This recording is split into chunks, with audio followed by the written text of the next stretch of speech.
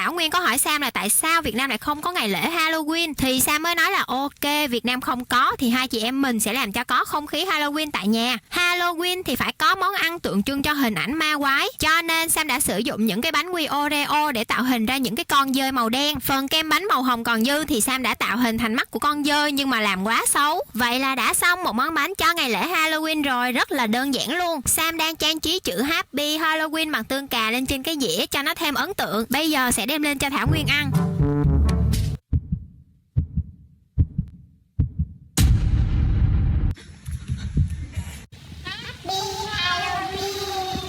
Không chỉ có món ăn là theo chủ đề Halloween, Sam và Thảo Nguyên cũng đã hóa trang thành hai cô gái nhìn rất là rùng rợn. Thảo Nguyên thì đeo mặt nạ dơi, còn Sam thì đeo mặt nạ bí ngô, còn có máu me tùm lum nữa. Và cái miệng của hai đứa thì đứa nào đứa đó nhìn rất là to. Sam đã lấy son để vẽ cho cái miệng nó rộng ra, nhưng mà cái miệng của Thảo Nguyên thì nhìn ghê hơn, đúng không mọi người? Chỉ tốn một chút thời gian thôi nhưng mà Sam và Thảo Nguyên đã có một ngày lễ Halloween rất là vui. Bye bye mọi người nha.